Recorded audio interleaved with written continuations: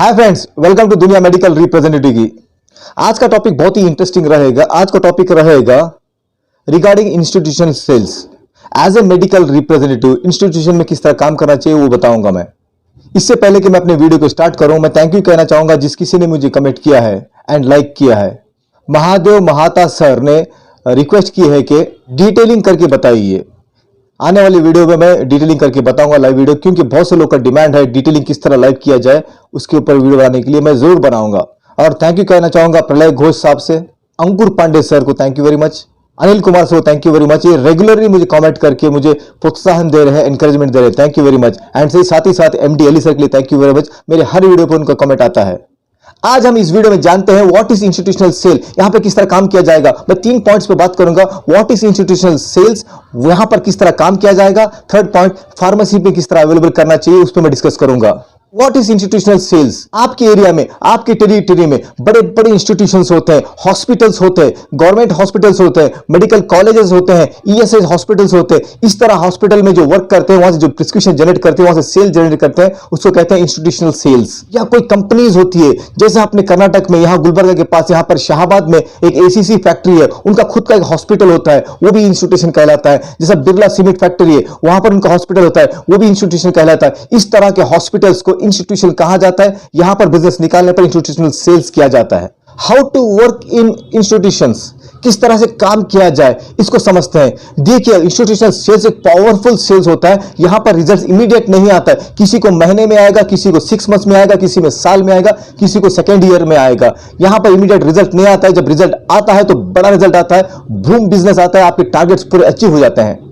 Institutional sales को निकालने के लिए बहुत टेक्निक्स यूज करना पड़ता है, स्किल्स को यूज करना पड़ता है, रेगुलर फॉलोअप करना पड़ता है। अगर आप 1, 2, 3, 4, 5 महीना काम करने के बाद अगर आप हिम्मत हार जाएंगे तो आपका बिजनेस नहीं आएगा। यहां पर कंटिन्यूस आपको काम करना होगा, ये प्रोसेस बेस्ड बिजनेस होगा ये। इसलिए आपको इंस्टीट्यूशन में लगातार काम करना होगा, कंटिन्यूस काम करना होगा, तब जाकर आपको रिजल्ट आएगा। इंस्टीट्यूशनल सेल्स बहुत डिफिकल्ट नहीं है, साथ ही बहुत डिफिकल्ट भी है। अगर आपके पास स्किल्स है, टेक्निक्स है, प्रॉपर फॉलोअप है, प्रॉपर जिस तरह मैं बताऊंगा, अगर वो फॉलो किया आपने तो आई एम श्योर आपको 100% इंस्टीट्यूशन में सेल मिल ही जाएगा और आपका एनुअल बजट इजीली अचीव हो जाएगा। एग्जांपल के तौर पे चंद हॉस्पिटल्स होते हैं, उनको सप्लाई होता है मेडिसिन उनके एक हेडक्वार्टर से, उनके एक हेड ऑफिस से, और यहां पर वो परचेस नहीं करते, तो पूरा सप्लाई वहां से इनको यहां मिलता है। यहां पर डॉक्टर्स कुछ भी लिखो, आप पेशेंट्स को वही मिलेगा जो वहां पर अवेलेबल है। बाहर से कोई ऑर्डर नहीं आएगा, क्योंकि वो सप्लाई होगा उनके हेडक्वार्टर से, उनके हेड ऑफिस से। तो यहां पर अगर आप वर्क करेंगे तो यहां it is of no use. आपको पहला यह सर्वा करना है कि आप काम करने के बाद, आपका प्रिस्क्रिप्शन जनरेट होने के बाद आपका सेल होगा या नहीं होगा, ये परचेस कहां से हो रहा है आपको फाइंड आउट करना पड़ेगा। अगर परचेस उनके हेड ऑफिस से आ रही है, हेडक्वार्टर से आ रही है, अगर आप काम कर रहे हैं तो it is waste of time, waste of energy and waste of sample, waste of everything. तो यहां पर आपको बिजनेस आएगा नहीं, क्योंकि यहां ऑर्डर लिख लेगा ही नहीं। तो ये वर्किंग का फर्स्ट स्टेप है, आपको ये इंक्वायरी करना होगा। सेकेंड पॉइंट ये है कि हॉस्पिटल में परचेस वीकली या मंथली होगा, लोकल टेरिटरी में, लोकल स्टॉकिस्ट के पास से होता है। डॉक्टर कुछ भी प्रिस्क्राइब करने दो, जो मॉलिक्यूल या जो सॉल्ट अवेलेबल है वही वहां पर इसको डिस्पेंस किया जाएगा, पेशेंट को दिया जाएगा। यहां पर अगर आप प्रिस्क्रिप्शन निकालना है तो आपको किस तरह टेक्निक्स निकालना चाहिए, किस तरह काम करना चाहिए, मैं थर्ड पॉइंट फार्मेसी पॉइंट में आपको डिस्कस करूंगा।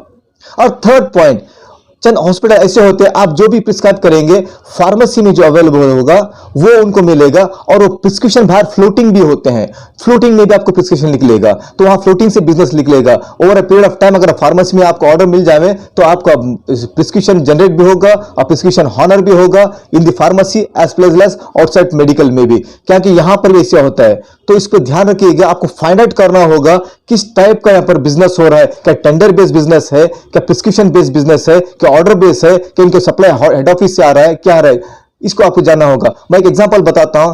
जब मैं बॉम्बे में था तो मैं बॉम्बे हॉस्पिटल में काम किया करता था, केईएम वाड़ी हॉस्पिटल में काम किया करता था। तो वहां पर पूरा प्रिस्क्रिप्शन पूरा बाहर आता था, वहां फार्मेसी भी मिला करता था और प्रिस्क्रिप्शन बाहर आया करता था। तो I used to achieve my targets by working over there. आपको टेक्निक्स बताने वाला हूं, इसको ध्यान से सुनिए और फॉलो कीजिए। I am sharing my experience, whatever I have done as a medical representative, as a manager, as a regional manager, and as a senior regional manager also. तो वही टेक्निक्स को, वही स्किल्स को मैं आपके सामने मेरा एक्सपीरियंस शेयर कर रहा हूं, इसको फॉलो कीजिए and I am sure you will be 100% successful. Hospitals में फिर 2 तरह के होते हैं, एक हॉस्पिटल में कंसल्टेंट बेसिस रहता है, पूरे कंसल्टेंट्स रहते हैं, उनके कैबिन्स होते हैं, वहां पर वो पेशेंट्स को देखते हैं, इंडिविजुअली देखते हैं। And at the same time medical college या चंद हॉस्पिटल्स में वहां पे ओपीडीज चलती हैं। कंसल्टेंट का एक कंसल्टेंट रूम होता है, साथ ही साथ ओपीडी चलती है। ओपीडीज में पीजीज होती हैं, वहां पीजीज होते हैं और सीनियर पीजी और जूनियर पीजी होता है। यहां पर आपको आइडेंटिफाई करना होगा कि जो डॉक्टर है, जो कंसल्टेंट है, जो एचओडी है, he is fully incharge for the prescriptions. कई बार ऐसा होता है कि एचओडी जो बोलेगा वही प्रिस्क्रिप्शन को फॉलो करना पड़ेगा अपने जूनियर्स को या पीजीज को या सीनियर पीजीज को। ये एक पैरामीटर है, आपको ये आइडेंटिफाई करना होगा। सेकंड आइडेंटिफाई करना होगा, वहां पे एक सीनियर पीजी होता है, उसके हाथ में होता है पूरा प्रिस्क्रिप्शन, किस तरह कौन सा ब्रांड लिखना है, वो पूरा गाइड करेगा अपने जूनियर पीजीज को। और थर्ड कैटेगरी ये भी होता है कि आपके दिल में जो भी ब्रांड है आप लिख सकते हैं, पूरी लिबर्टी मिलती है पीजीज को, जूनियर पीजीज को, सीनियर पीजीज को, और कंसल्टेंट जो एचओडी होता है वो कोई ऑब्जेक्शन नहीं करेगा। तो वहां पर एकेडमिक लेवल पे इस क्वेश्चन पूछेगा, एकेडमिक लेकर उनको क्वेश्चन करके उनको वहां से रिप्लाई लेगा। वो एजुकेशन चलते रहता है स्टूडेंट्स का। तो यहां पर liberty for everybody to prescribe anything what they want. तो ये तीन कैटेगरी होता है। आपके एरिया में जो इंस्टीट्यूशन है या हॉस्पिटल है, यहां पर आप जान लीजिए कि किस टाइप का वहां पर प्रिस्क्रिप्शन निकलता है, whether it is totally controlled by a consultant HOD, or it is controlled by a senior PG, or it is liberal for everybody। हर कोई लिख सकता है अपने मन के मुताबिक। तो ये चॉइस कीजिए कि करने के बाद आपको अकॉर्डिंगली वर्क करने आता है, आपको टारगेट करने आता है। अगर आप देखेंगे हॉस्पिटल वर्क में देखेंगे, डॉक्टर्स बैठे होते हैं, एचओडी बैठा होता है, पूरे पीजीज बैठे होते हैं, और साथ ही साथ मेडिकल रिप्रेजेंटेटिव पूरा राउंड खड़े होते हैं। कोई इसको बात कर रहा है, कोई इसको बात कर रहा है, कोई इसको बात कर रहा है, कोई कुछ प्रमोट कर रहा है, आप पीछे खड़े हो या आप प्रमोट कर रहे हो, कोई और पीछे पर खड़ा है। तो आप सोच के देखिए, आप इस तरह से हुजूम में, इस क्राउड में, आप भी एक क्राउड की तरह काम कर रहे हो। Do you think the prescription will come? It will come over a period of time, it will come, it will take a long time, बहुत समय लेगा। अगर आपको यहां पर प्रिस्क्रिप्शन जनरेट करना है तो you have to use your skills and techniques. सोच के देखिए, ये माहौल में अगर आप हॉस्पिटल वर्क कर चुके हैं, अगर आप एक्सपीरियंस्ड है, आप इस माहौल को अंडरस्टैंड करेंगे। कंसल्टेंट के राउंड सब खड़े होते हैं, आप बोलते रहते हो, ब्रांड दिखाते रहते हो, वो डॉक्टर अपने पीजी से बात करता है, वो पीजी दूसरे पीजी से बात करते रहता है। तो आपका प्रमोशन ही नहीं हो रहा है, प्रॉपर कॉन्सेंट्रेशन नहीं हो रहा है, जस्ट फॉर नेम से आप पन्ने पलटा रहे हो, उसके बाद सैंपल रख के चले जाते हो, प्रिस्क्रिप्शन नहीं आएगा। Over a period of time लड़के थक जाते हैं, सर मैं इतने साल से काम कर रहा हूं, इतने महीने से काम कर रहा हूं, कोई प्रिस्क्रिप्शन नहीं आ रहा, तो मैं इसको लिस्ट से निकाल दूंगा इस हॉस्पिटल को। और बहुत से लड़कों ने इस हॉस्पिटल को लिस्ट से निकाल चुके हैं, क्योंकि बिजनेस ही नहीं आएगा भी नहीं। Why you are not working with your skills and techniques? आज मैं आपको टेक्निक बताऊंगा जो मैंने किया है और सक्सेसफुल मेडिकल रिप्रेजेंटेटिव बना है। क्योंकि जब मैं बॉम्बे में था, तो मैंने हैड जॉइंड 2.3 लाख सेल था, और ए पीरियड ऑफ 1 ईयर 3 months में 15 lakhs मेरा अचीवमेंट था पर मंथ सेल, सेकेंडरी, वो भी सेकेंडरी। तो वही टेक्निक्स को मैं आपको बता रहा हूं। ओपीडी जब चलती है, कोई गायनेक ओपीडी चलती है, कोई फिजिशियन ओपीडी चलती है, कोई कार्डियक ओपीडी चलती है, कोई ऑर्थोपेडिक ओपीडी चलती है, कोई पीडियाट्रिक ओपीडी चलती है, ये ओपीडी चलती रहती है वहां पर। तो एक दिन में 3 या 4 ओपीडी चलती रहती है, और वीकली 1 या 2 इसी ओपीडी को रिपीट किया जाता है। मैंने सेलेक्ट किया था 2 ओपीडी पर डे। एग्जाम्पल के तौर पर गायनेक ओपीडी है, वहां पर पूरे गायनेक पेशेंट्स ही आते हैं, लेडी पेशेंट्स ही आते हैं। वहां पर मेरे पास हेमरटेनिक्स थे, तो वहां पर मैं डॉक्टर से, जो प्रिस्क्राइबिंग अथॉरिटी है, जो इंचार्ज है, उस डॉक्टर से मैं बात करके उससे रिलेशन बिल्डअप करने के बाद बात किया था कि sir, before the patients come, before you come, I will keep a starter pack in your table for entire all doctors whomsoever want to prescribe my hematinic, मेरा ब्रांड नेम बोला करता था। तो you can give a weeks course for them, यानी 1 हफ्ते का, मान लीजिए 1 हफ्ते का कोर्स हेमेटेक दे रहा हूं, तो 7 टैबलेट्स या 6 टैबलेट्स उस पेशेंट को दीजिए, उसी ब्रांड को प्रिस्क्राइब कीजिए। तो यहां पर इसका इंपैक्ट जबरदस्त आया करता था, क्योंकि मैंने पूरा एक, यानी कि 100 स्ट्रिप्स, 150 स्ट्रिप, 200 स्ट्रिप रखता था मैं। रखने के बाद पूरे डॉक्टर्स बैठने के बाद पेशेंट आते थे, whenever they want to prescribe hematinic, they used to take 1 strip from there and give to the patients। सोच के देखिए, इसके पीछे का लॉजिक सोचिए। When they give your product, haematinic any product which are kept over there, जब वो देंगे, अगर वो प्रिस्क्राइब ही नहीं करेंगे, वो पेशेंट 1 वीक तक कोई मेडिसिन लेगा नहीं। वो 1 वीक के बाद आएगा तो मेजॉरिटी ऑफ टाइम वो पत्ता दिखाएगा, वो स्ट्रिप दिखाएगा, और मेडिकल वाले को बोलेगा मुझे यही चाहिए। कोई भी ब्रांड प्रिस्क्राइब किया हो रहा हो, बट द पेशेंट की एक साइकोलॉजी होती है, I want the product which I have taken for the first time. देखिए गौर कीजिए, अगर पैकिंग भी चेंज हो गया तो बहुत सी दिक्कत आती है, प्रॉब्लम आती है, क्योंकि पेशेंट की साइकोलॉजी होती है कि ये मेडिसिन वो नहीं है। पैकिंग चेंज होने पर भी यहां पर सोच के देखिए, वो डॉक्टर ने आपको, उस पेशेंट को एक स्ट्रिप दे चुका है, 1 वीक का कोर्स दे चुका है। जब वो रिटर्न आएगा, जब केमिस्ट के पास लेने जाएगा, प्रिस्क्रिप्शन दिखाएगा, प्रिस्क्रिप्शन में कुछ और ब्रांड लिखा है लेकिन उसके हाथ में कोई और ब्रांड था, तो वही डिमांड करेगा जो ले चुका है या ले चुकी है। This is the power. यहां पर आपका सेल बूस्ट होगा 1 वीक के बाद। Second, at the same time जब डॉक्टर के पास वो रिपीट विजिट के 1 महीने के बाद आता है पेशेंट या आती है पेशेंट डॉक्टर के पास, सर मैंने ये मेडिसिन ये ली है, मुझे ये रिजल्ट आएगा, तो इनडायरेक्टली शी इज और he is promoting the doctor that we have taken this medicine and got the results. तो वहां पर prescription with your brand name आने के चांसेस बढ़ जाएंगे, या हो सकता है डॉक्टर वो खुद आपका ही ब्रांड लिख रहा हो। This is the power of pre OPD work. अगर आप इंस्टीट्यूशन में काम कर रहे हैं, you should work pre OPD work पे ध्यान दीजिए। This are called activities, this are called skill based promotion. आपने डिटेल किया नहीं, कुछ भी नहीं, आपने सैंपल रख के आ गया या अपना स्टार्टर पैक रख के आ गया, वो स्टार्टर पैक की आपके लिए प्रिस्क्रिप्शन जनरेट करेगा, सेल बूस्ट करेगा। सेकेंड एग्जाम्पल, मैं गैनेक ओपीडी में अक्सर किया करता था। डॉक्टर को मैं बोलता था कि doctor, I am sitting outside for 1 hour, to whomsoever you prescribe my hematinic, I will give 15 days medicine free। Calcium, हेमेटेनिक या 2-3 ब्रांड सेलेक्ट करके मैं बोला करता था, तो doctor used to prescribe. I used to get 10 to 15 patients. एक बार का तो ऐसा वाक्य है कि I have got 115 patients within 2 आवर्स। 4 ओपीडी, 4 गैनिक ओपीडी चल रही थी, तो वहां पर मेरे को 115 पेशेंट मिले। थिंक अबाउट इट, 115 पेशेंट, मैंने सबको 15 डेज का मेडिसिन फ्री दिया। 15 डेज के बाद वहां पर जो रीपर्चेज हुआ है, जस्ट इमेजिन क्या सील हुआ रहेगा। And that will be for continuous for 9 month, because it is a gynaecological prescription. क्योंकि गायनेक डॉक्टर ने लिखा है, प्रेगनेंसी में लिखा है 9 मंथ, 7 मंथ, 8 मंथ तक तो मेडिसिन कंटिन्यू लेते रहेंगे। तो you are getting 1 prescription continuous for 8 months, 9 months, because you have done an activity. So focus on activities in hospital working, in institutional working. यहां पर आपका सेल बूस्ट हो जाएगा। थर्ड पॉइंट, अगर आप गौर करेंगे इंस्टीट्यूशन में जितने भी वहां डॉक्टर्स होते हैं, पीजीज होते हैं, they are all young, they are energetic. उनमें activities, picnics, tours, films, movies, यानी आउटिंग करने का बहुत शौक होता है। और एट द सेम टाइम वो इतने बिजी होते हैं अपने शेड्यूल में, अपने स्टडीज में और पेशेंट देखने में, उनको बाहरी दुनिया में जाने का मौका नहीं मिलता। If you become friend of them, जो मैंने किया वो बता रहा हूं, if you become friend of them, आप हफ्ते में एक बार 5-6 डॉक्टर को मूवी पे लेके जाइए, स्पेंड ऑन टिकट्स और स्नैक्स स्पेंड कीजिए। आप जो स्पेंड कर रहे हो, it will give high return. जब वो ओपीडी में आएंगे, जब प्रिस्क्राइब करेंगे, देन यू जस्ट इमेजिन क्या प्रिस्क्रिप्शन निकलेगा। बिकॉज ओपीडी में क्राउड होता है, there is a huge crowd of patients, so thereby you have to concentrate more, you have to use your skills.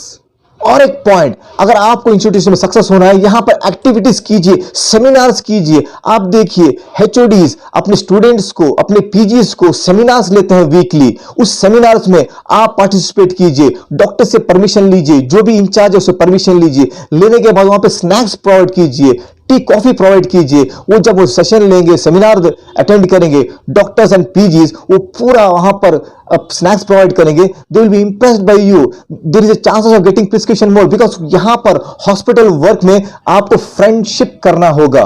मैंने पिछले वीडियो में बताया था कि you should not do friendship, you have to be friendly. यहां भी आप friendship करना होगा, but with friendly nature. Next point, campaigns कीजिए। Do campaigns. किस तरह का कैंपेन्स? मैंने एक बताया एक्टिविटी, ओपीडी के बाहर बैठे डॉक्टर से प्रिस्क्रिप्शन के लिए बोल रहे हैं, आप इसी तरह कोई कैंपेन प्लान कीजिए। मैंने कैंपेन प्लान किया था इंस्टीट्यूशंस के लिए, वीकली 1 वीक का प्लान था। पूरे 1 वीक के प्लान में मैंने डेली वन इनपुट देते गया। एग्जाम्पल, मैंने एक बैग बनाया था। फर्स्ट डे छोटा सा, बहुत छोटा इंपैक्ट, छोटा लग रहा था, लेकिन इंपैक्ट इतना बढ़िया आया कि यू कांट इमेजिन। मैंने फर्स्ट डे एक पाउच दिया, सेकेंड डे एक नेल कटर दिया, थर्ड डे एक मिरर दिया, एक करते रोप करते 7 डे 7 आइटम दिया। एक ट्रैवलिंग किट रेडी हो गया। 7 डेज में 7 आइटम्स प्लस पाउच मिलाकर it has become a small traveling kit. They used to use the traveling kit whenever they used to travel in picnics also. वो traveling kit हर tip input पे वो मैंने जो design किया था input उस पे स्टिकर लगा दिया था, तो लगाने के बाद स्टिकर एक समय के बाद निकल जाएगा, लेकिन वो इवेंट, वो आपकी स्ट्रेटेजी, वो कैंपेन डॉक्टर के माइंड में रहेगी। वो मैंने किया था and got success. Because hospitals में, institution, if you want to become successful, you have to focus on activities, your skills will generate sales for you. अगर आप मेरे चैनल पे नए हैं तो सब्सक्राइब कीजिए, लाइक कीजिए एंड शेयर कीजिए। हाँ, बेल आइकन को दबाना मत भूलिएगा। हाँ, नोटिफिकेशन बेल को ऑन कीजिएगा ताकि इस तरह के वैल्यू बेस्ड वीडियोस मैं आप तक पहुंचा सकूं। एंड कमेंट करना मत भूलिएगा। आप देख रहे होंगे मैं जो भी आप कमेंट करते हैं मैं उनका नाम लेकर वो उसी पर मैं टॉपिक बना रहा हूं।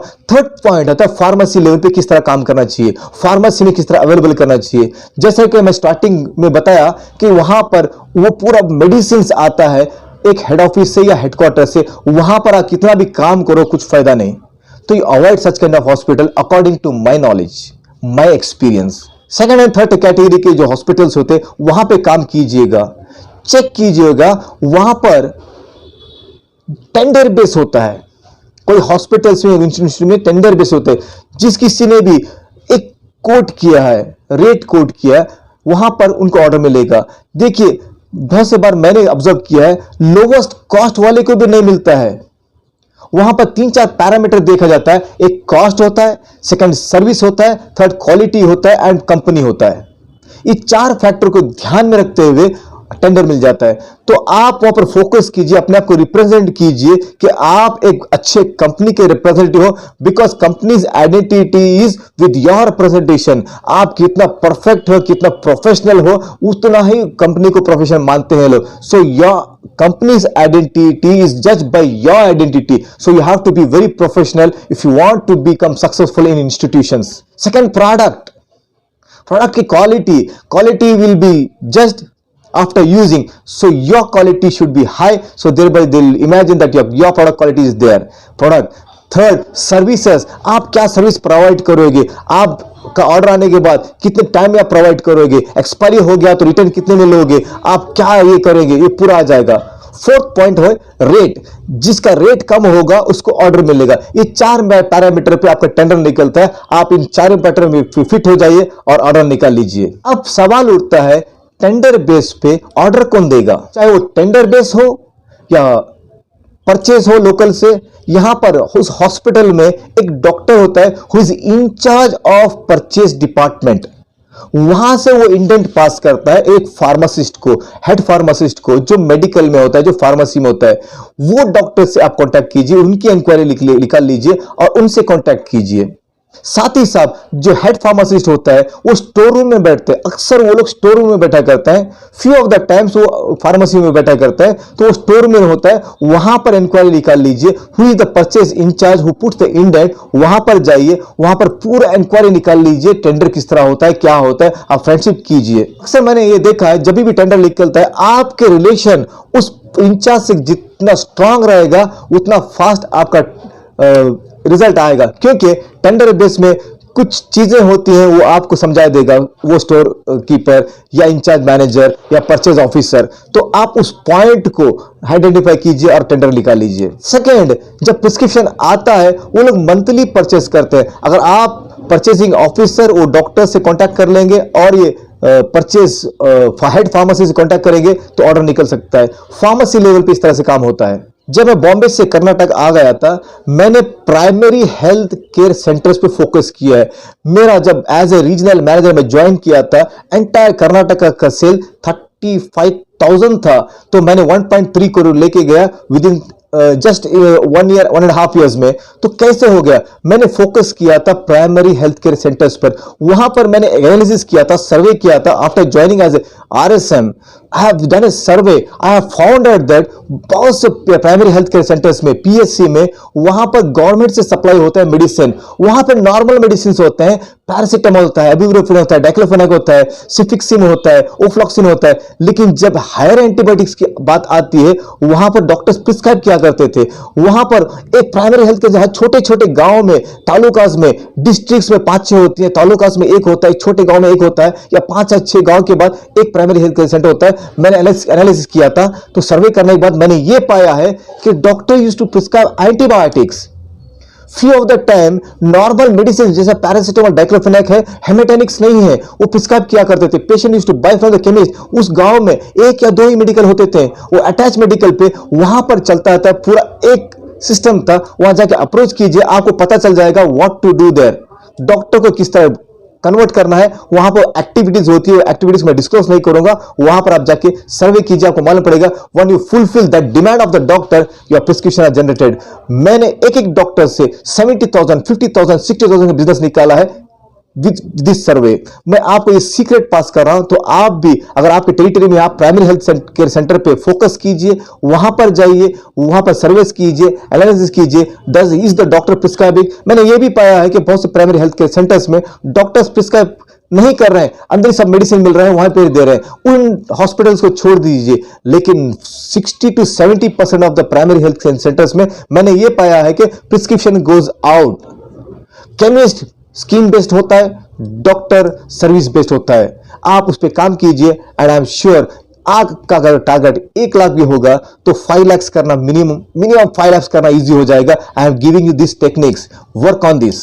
और एक पॉइंट मैं ऐड करना चाहता हूं जो आता हाउ टू वर्क में आता है, मैंने वहां पर कंटिन्यू नहीं किया, अभी आपको लास्ट एंड में बता रहा हूं। उस पॉइंट पे ध्यान दीजिए। आप प्री ओपीडी काम करते हो, प्री ओपीडी वर्क करते हो, प्री ओपीडी एक्टिविटी करते हो, करने के बाद डॉक्टर जब उसको यूज करता है, जब आप कॉल करोगे आप डिटेल करने मत जाइएगा। You talk on that product which you have kept. Sir कितने पेशेंट्स को आपने दिया है, कितने पेशेंट्स को आपने लिया है, कितने पेशेंट्स को आपने कितना दिया है, you discuss on that. It become a conversation. When you discuss that, doctor will answer you because he has given, he has used. और बहुत सी बार यहां पर हॉस्पिटल्स में देखा जाता है तो बहुत से ओपीडीज में पुअर पीपल आते हैं, पुअर कैटेगरी के लोग आते हैं। वहां पर आपने एक सर्विस भी किया है, आपने डोनेशन किया है, तो वो वहां पर एक डॉक्टर के माइंड में ये होगा कि इस बंदे ने, इस मेडिकल रिप्रेजेंटेटिव ने पुअर पीपल के लिए कुछ सोचा है और मेडिसिन दिया है। एटलीस्ट फॉर ए वीक वो मेडिसिन का कॉस्ट बच जाएगा, उतना पैसा बच जाएगा। तो वहां पर वो डॉक्टर आपको रेस्पेक्ट करने लगेगा because you are doing activity.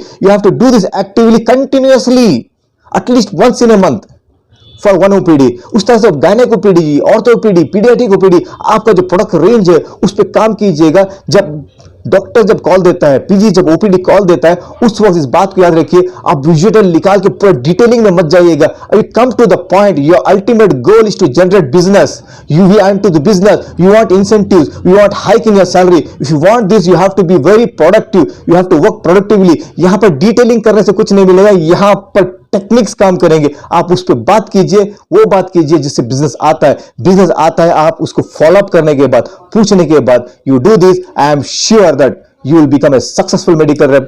And आज की तारीख से आप आपके एरिया में कोई इंस्टीट्यूशन है उस पर काम कीजिएगा, इस तरह से काम कीजिएगा। आई एम 100% श्योर जब मुझे सक्सेस मिल चुका है, वो एक्सपीरियंस आपको शेयर कर रहा हूं, आपको मिलेगा। Thank you very much, all the best, be the best and do the best.